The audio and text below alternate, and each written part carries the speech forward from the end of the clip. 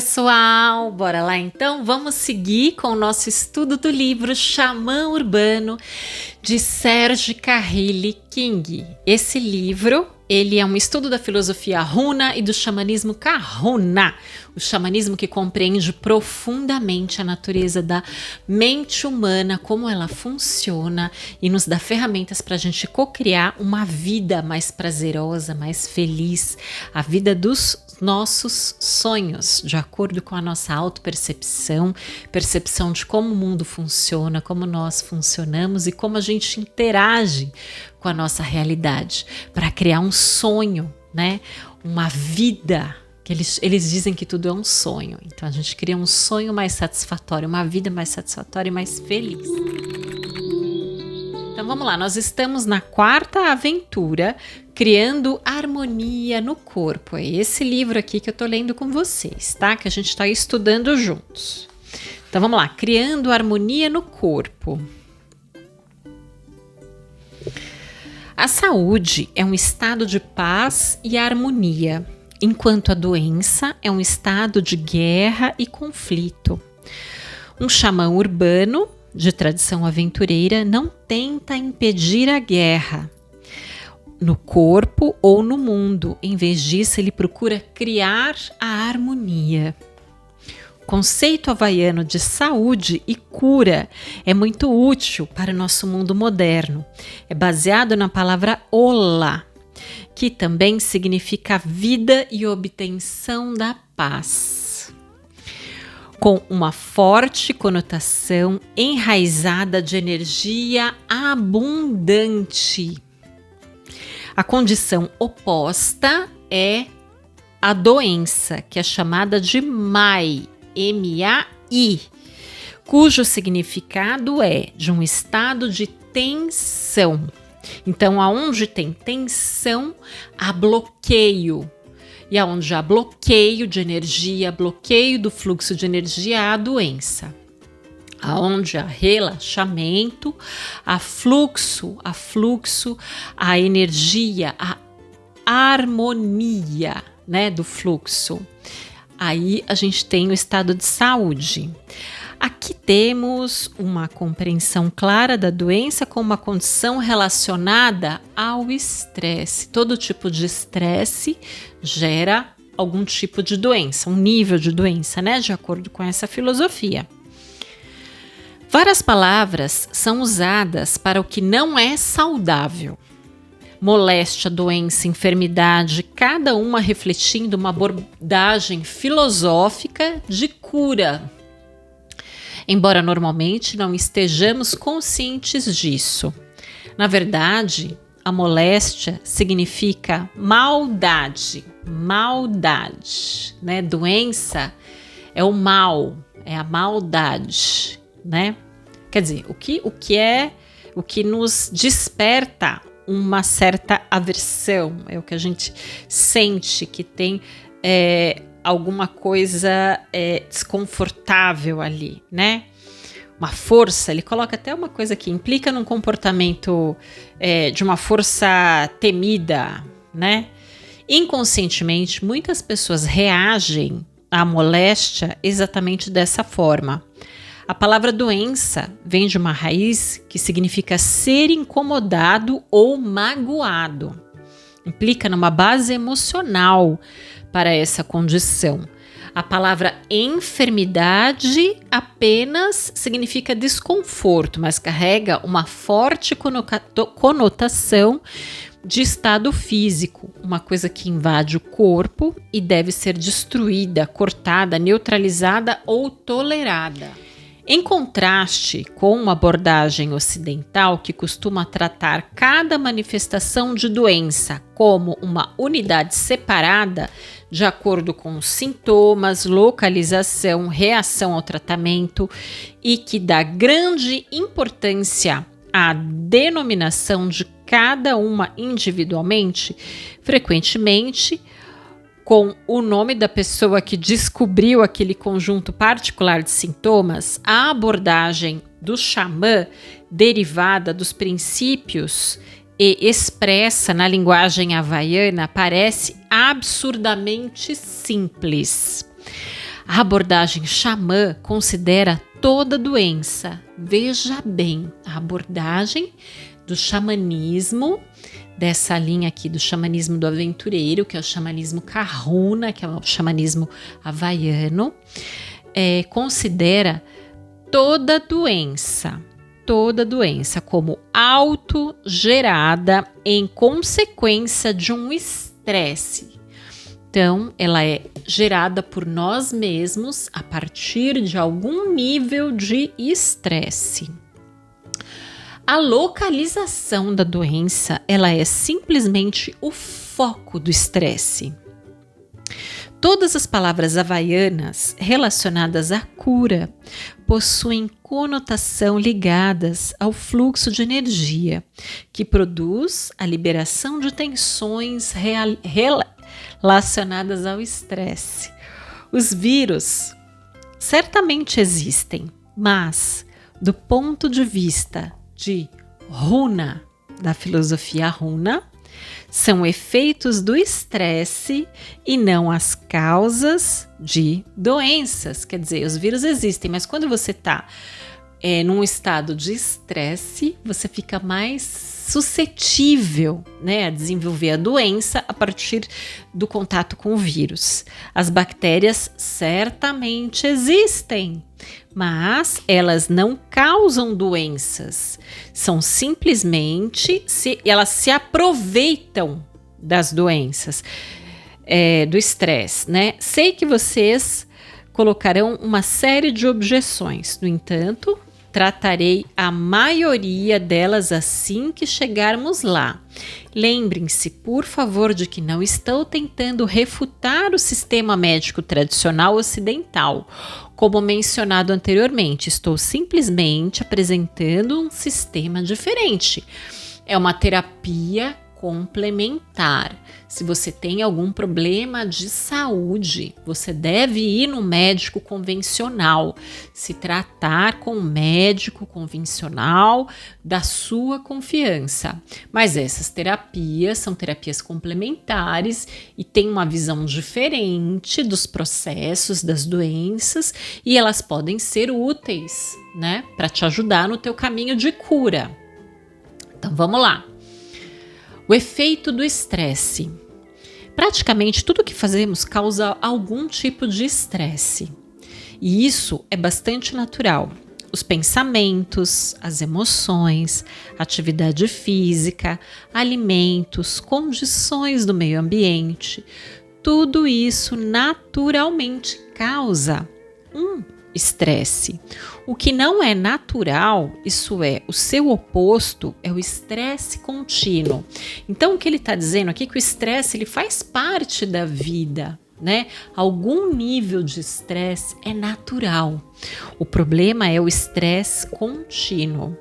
O fluxo natural da vida é um ciclo recorrente de estresse, tensão, alívio, relaxamento. Estresse, tensão, alívio, relaxamento, estresse. Então, a nossa capacidade de lidar com estresse fortalece o nosso organismo e nos afasta de doenças.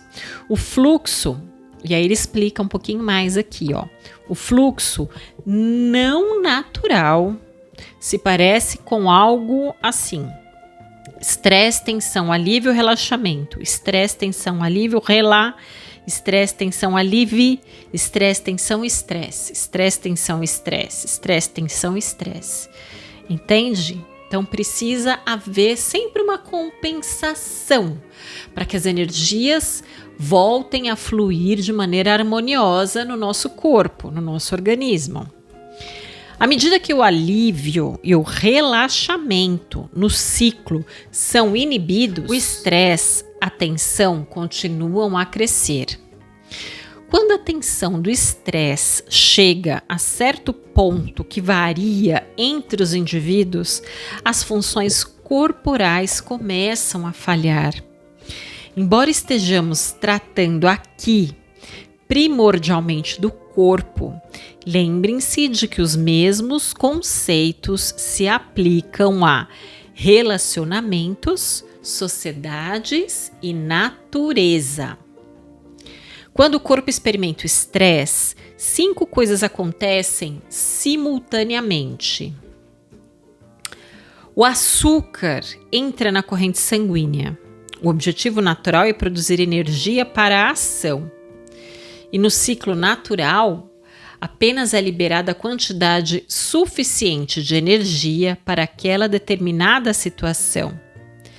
Se a liberação e o relaxamento, que fazem parte do ciclo, são interrompidos, a quantidade de açúcar liberada é maior do que a necessária. Então, ocorre uma desarmonia. Um pouco de movimento físico vigoroso ajudará a gastar o açúcar excedente. Aí aqui ele continua dando umas explicações, né? De como funciona a fisiologia do organismo, do corpo, né? E, enfim, de acordo com a visão dele, né? Bom, a origem do estresse. Não vou perder tempo. A origem do estresse é uma resistência. É quando o seu subconsciente ou o seu cu ou seu uniripile ficam à parte. A resistência natural é como a fricção que nos habilita a andar pelo chão. Pensa nisso. Para você conseguir caminhar, seguir adiante, precisa haver um atrito no chão, certo? Porque senão você escorrega, se não tem atrito. Então, precisa haver uma resistência. Então, essa é a relação natural que se deve ter com o estresse. O estresse nos impulsiona para frente, para a gente avançar, né? Ele dá esse exemplo do caminhar. O impulso que mantém uma bola de beisebol no seu curso, sem mudar de direção, e a tendência de manter os hábitos e a memória seguindo padrões. A resistência natural produz um ciclo de vida saudável. A resistência natural produz um ciclo de vida saudável, em que as coisas mantêm o seu padrão, porém são flexíveis o bastante para se adaptarem e mudar. Falando de maneira geral, existem 4 tipos de resistência que serão discutidas a seguir. Descreverei os aspectos positivos e negativos de cada uma, além do que chamam de técnicas breves, que são rápidas e fáceis, que podem ajudar muito a aliviar cada tipo de tensão. Então vamos lá. Resistência física. Quando o seu corpo sente um soco, um empurrão ou uma pancada violenta, uma punhalada, corte ou queimadura, ele reage com efeitos de estresse mencionados anteriormente. E acha que os machucados, ferimentos e bolhas também são um efeito natural. Não é necessariamente assim. Existem pessoas que podem enfiar agulhas de aço pelos seus braços sem que se produza um sangramento ou um ferimento. Podem socar o corpo de outra pessoa sem machucá-la ou deixar marcas e podem andar sobre o fogo sem se queimarem. Tudo isso pode parecer antinatural para você, mas estou convencido de que é a coisa mais natural do mundo. Aqui ele está dando exemplos extremos, né?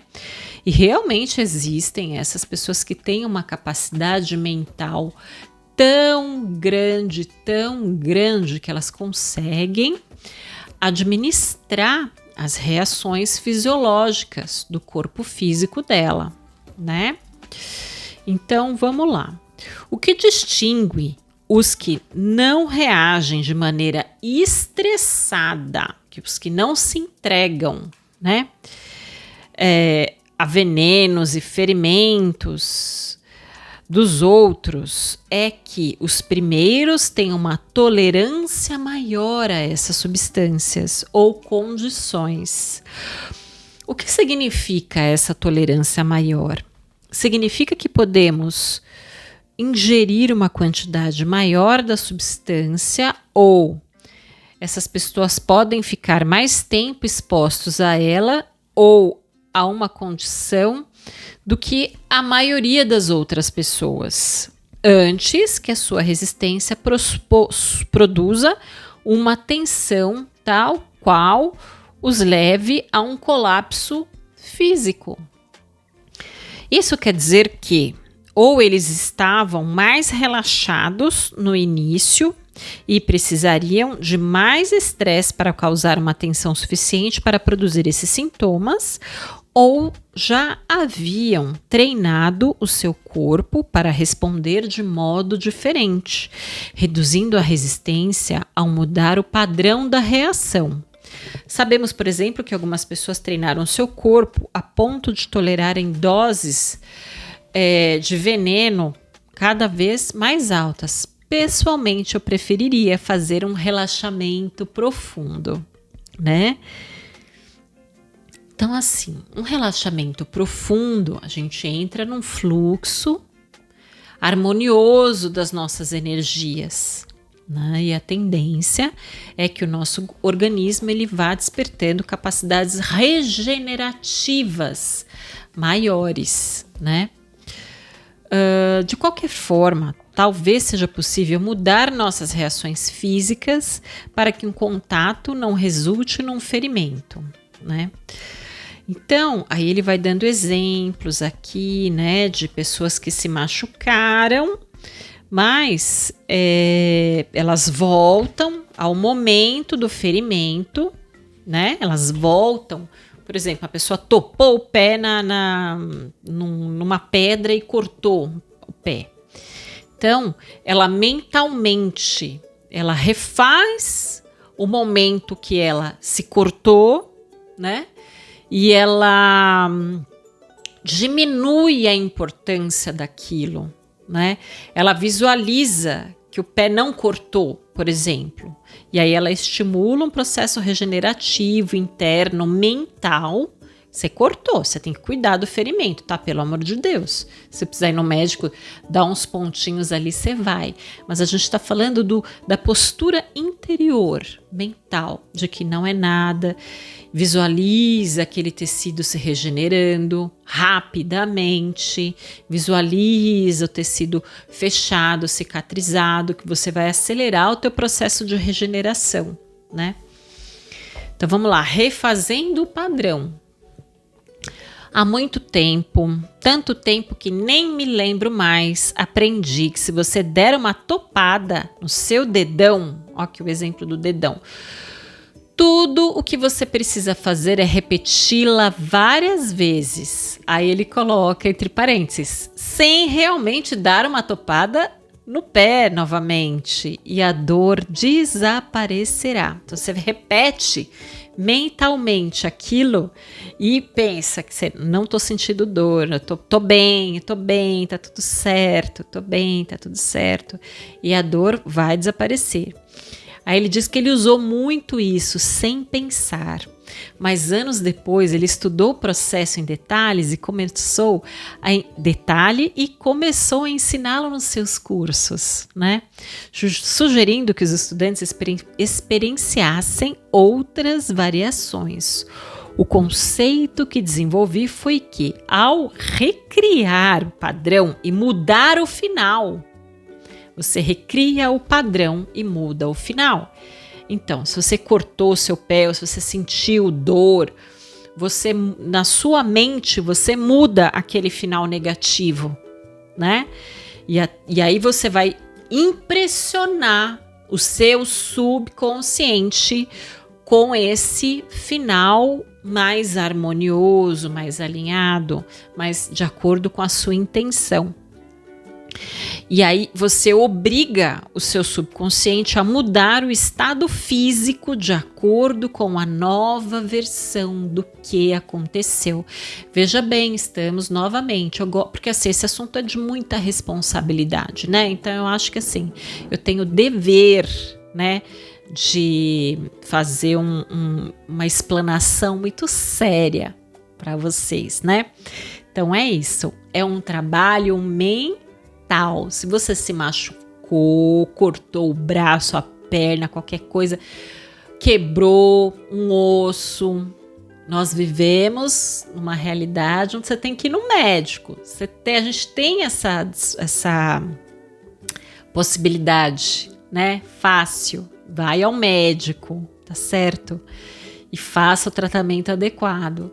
Mas na hora que você machuca, na sua mente, você cria, você vivencia novamente a sua experiência com um final mais satisfatório. Se você cortou, você imagina que você não cortou. Tá tudo bem, eu não cortei. Você quebrou, você imagina que tá tudo bem que você não cortou. Imagina ter os teus ossos cicatrizados bem. Entendeu? A tendência é você acelerar o seu processo de regeneração física, acelerar o seu processo de cura, né? E diminuir dor também. Você está mandando estímulos nervosos e a tendência é você diminuir dor também. Então vai no médico, dá os pontinhos que precisa, se precisar pôr gesso, coloca, enfim. Mas você vai sarar mais rápido.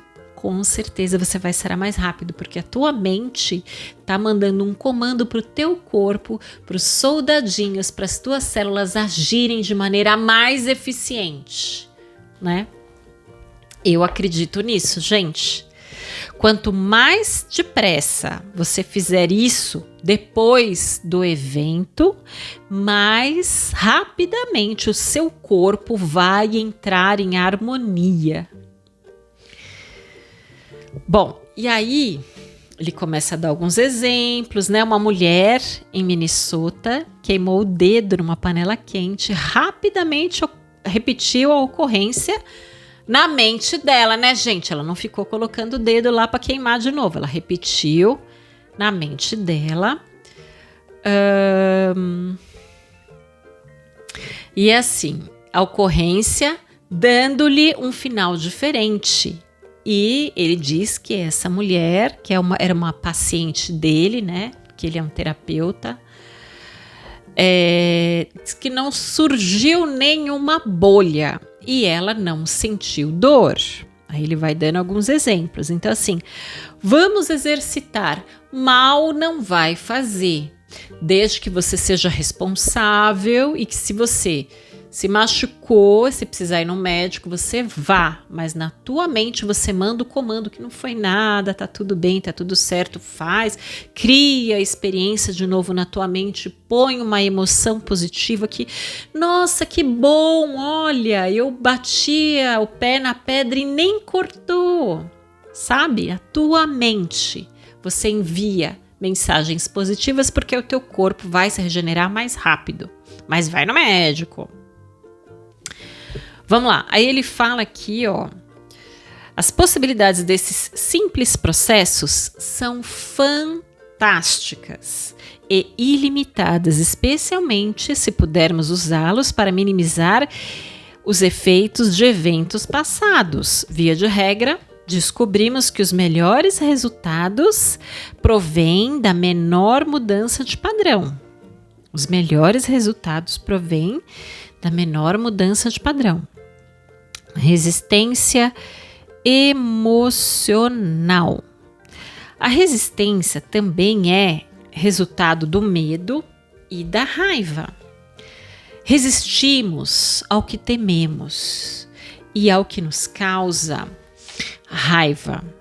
Embora a resistência possa originar-se de decisões da mente consciente. Então, a resistência ela pode se originar de decisões do Lono, do Uhane, que é a mente consciente, o subconsciente, que é Ku ou Uniripili, expressa a resistência emocional como o ciclo físico do estresse, né? Então, a resistência pode se originar da mente consciente, mas quem vai registrar com o ciclo físico do estresse é o subconsciente. O medo natural tem como objetivo avisar alguém de um perigo iminente. E no processo natural, ele desaparecerá logo que você agir. No entanto, frequentemente, geramos um medo não natural com nossas imaginações criativas. Então, tem um medo que é natural. Lembra da questão do estresse, né? Então, o estresse, o atrito, ele é importante também na vida, né? Nos leva ao caminhar, ao movimento. Então, tem um medo que é natural, que é necessário e que pode te avisar de um perigo iminente. Só que, num processo natural, ele vai desaparecer logo que você agir para se proteger. Quando isso for legítimo e eficiente. No entanto, frequentemente, geramos um medo que é não natural, com nossas imaginações criativas, muito tempo depois de um evento e muitas vezes apesar de um evento. Recentemente, durante uma aula em nosso centro em Kauai, uma mulher relatou que havia acabado de salvar uma criança de afogamento e ela ainda estava traumatizada por causa do evento.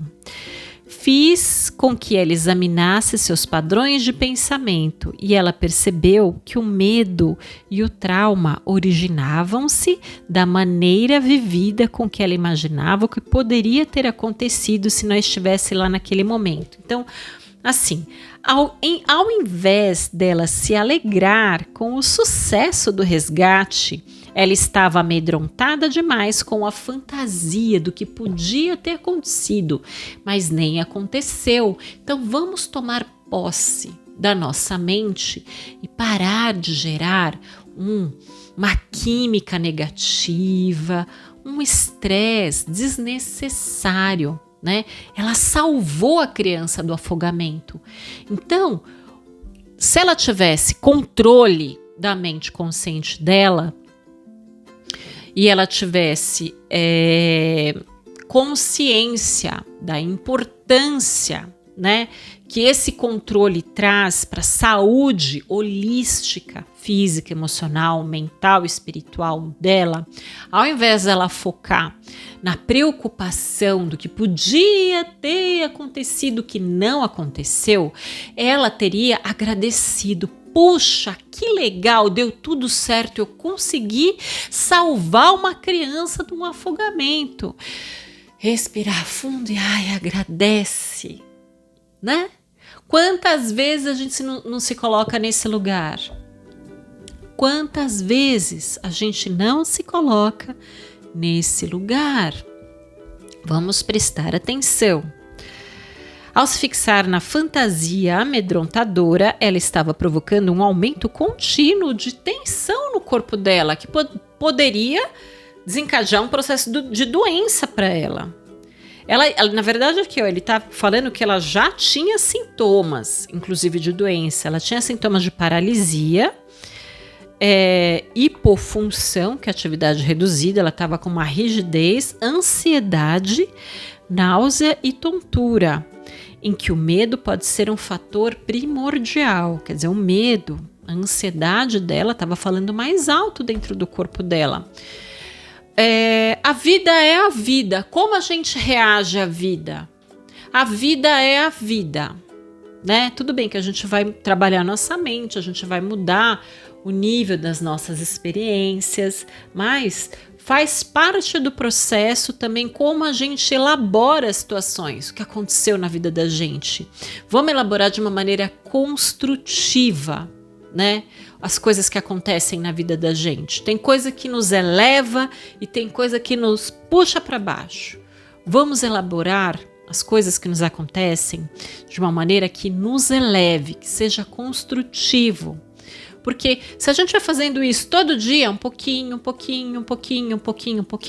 depois de um período, você olha para trás, você teve uma vida legal, uma vida feliz, você teve uma boa saúde, entende? Você teve uma relação saudável e construtiva com as experiências que te aconteceram, uma história de superação, Essa filosofia é muito linda, gente, é muito linda de verdade. A raiva tem o objetivo de direcionar a energia necessária para mudar algo numa situação imediata, ou por meio de um aviso ou da ação direta. Então, você tá vendo que legal? Assim, eu gosto muito do xamanismo por conta disso. Você não vai oprimir os seus sentimentos, você vai ter uma relação saudável e construtiva com seus sentimentos. Não é para negar a raiva existe, mas qual que é a tua relação com aquela raiva? Ela é uma raiva antiga, ela é uma raiva legítima, é uma raiva que é uma reação a uma coisa que está acontecendo aqui agora, né? E o que você vai fazer com essa raiva? Você vai usar esse impulso como uma força criativa para mudar uma situação? Ou você vai transformar isso numa tensão no teu corpo que pode te gerar uma doença no futuro? Vamos aprender a lidar com a máquina, com o corpo físico é uma máquina, como nós lidamos com o nosso corpo físico, com as nossas reações emocionais que liberam reações químicas, que criam padrões de metabolismo físico, padrões emocionais, né? Padrões espirituais. Autopercepção para saber lidar com tudo isso. Então, é muito sério. A raiva, ela é natural e ela torna-se antinatural quando usamos a memória para alimentar a raiva, muitas vezes. Então, aqui agora, topei o pé na porta, na quina da porta ali. Na quina sei lá, em algum lugar. Topei o pé, que raiva. Acabou. Agora, outra coisa acontece uma situação na tua vida e vem aquele estímulo de raiva, aquela sensação de raiva, porque você interpretou aquilo de maneira negativa e você trouxe toda uma força, um poder de uma raiva do passado que está guardada dentro de você. Parece muito complicado, mas é fácil e é simples. Vamos ter uma relação construtiva com o nosso corpo, com o nosso subconsciente, com a nossa mente, com as nossas emoções, com todo o nosso equipamento, que é o nosso corpo físico.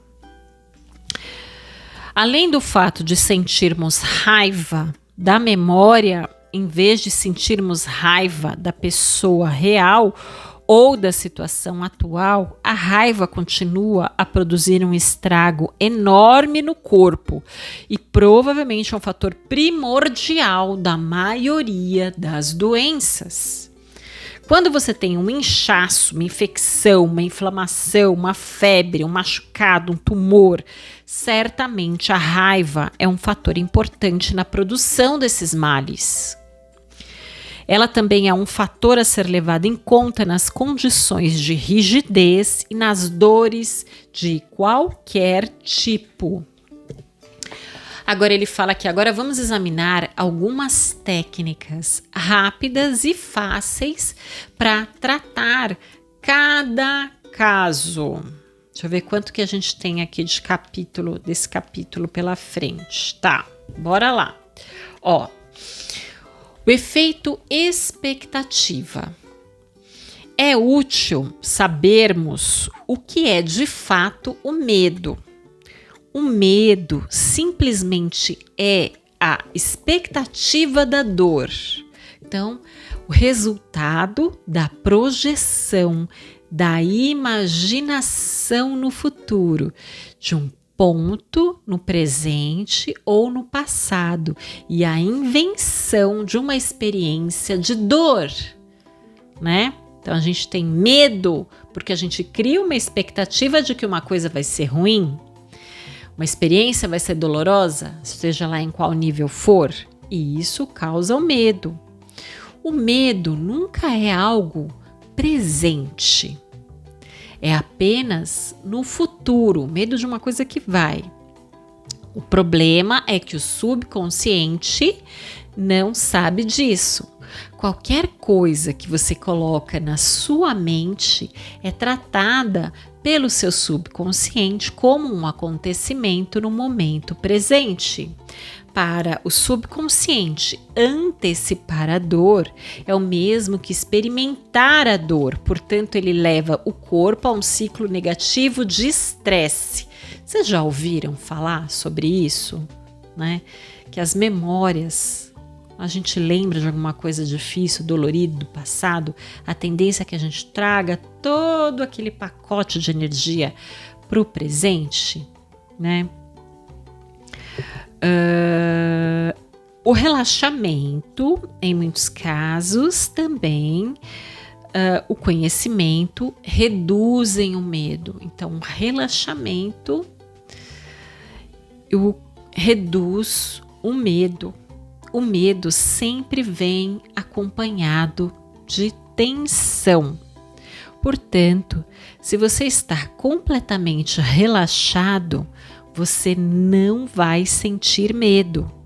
E se você sabe o que teme, você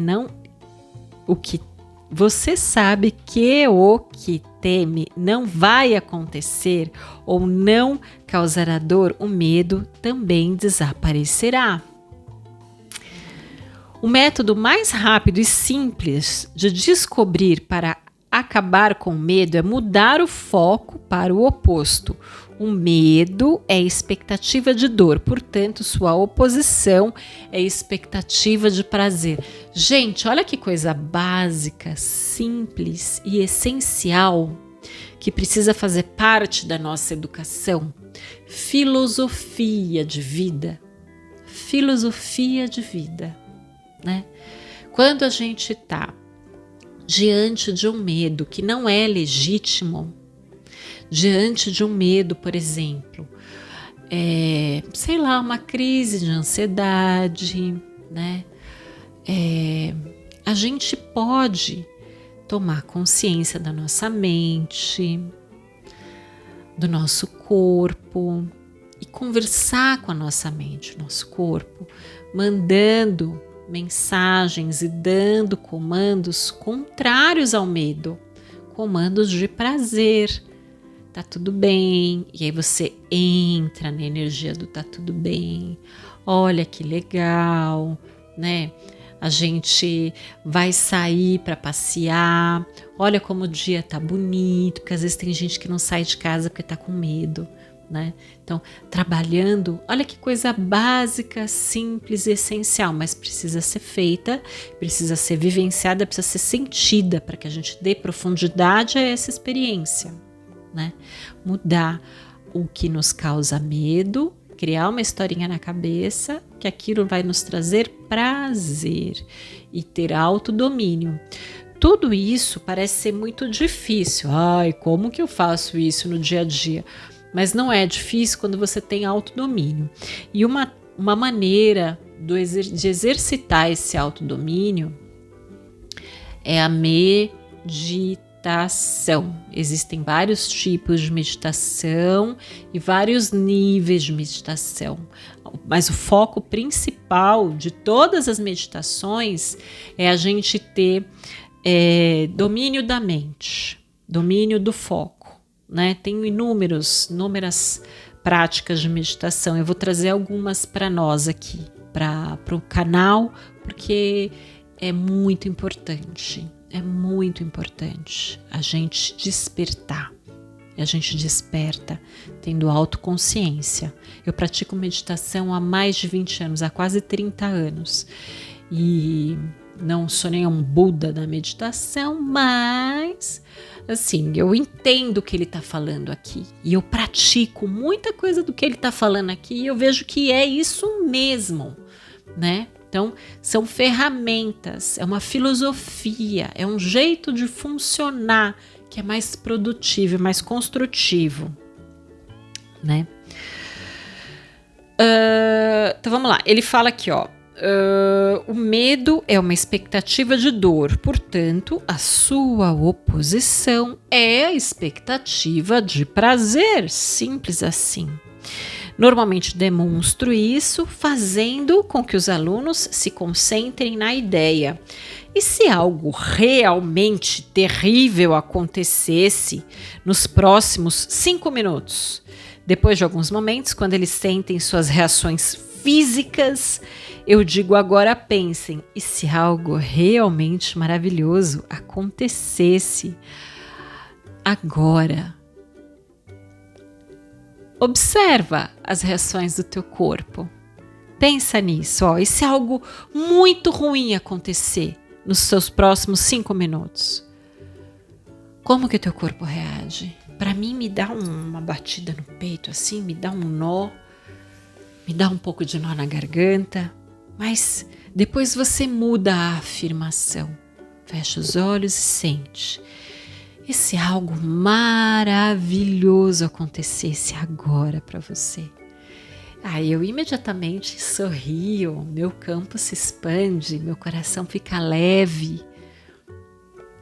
Vivencie, perceba as reações do teu corpo. De pouquinho, pouquinho, você vai dominar as reações do seu corpo. Então, imediatamente eles sentem que a expectativa positiva produz uma mudança para o prazer, mesmo quando você se encontra numa situação em que está absolutamente certo de algo ruim vai acontecer, como por exemplo quando você está numa cadeira de dentista, você, né, mas precisa ir no dentista, não vai ter jeito, aí você tá com medo, não quer, né? Você na tua mente começa a criar toda uma experiência alegre, feliz, prazerosa, a tendência é que teu corpo relaxe, né? Então vamos lá, a técnica do perdão total. Gente, são 42 minutos de aula até agora. Então, eu vou deixar para a próxima aula para a gente continuar esse capítulo, que é um capítulo longo e é um capítulo muito importante. A gente precisa esmiuçar tudo direitinho, né? Então, a gente se vê na próxima semana, porque a gente vai falar um pouco das técnicas também, do Carri, enfim, várias técnicas de cura aqui, de reequilíbrio, de harmonização das energias a partir dessa visão da filosofia Runa, do xamanismo Kahuna, né? A visão do Serge Kahrelikink. Então a gente se vê semana que vem. Aloha!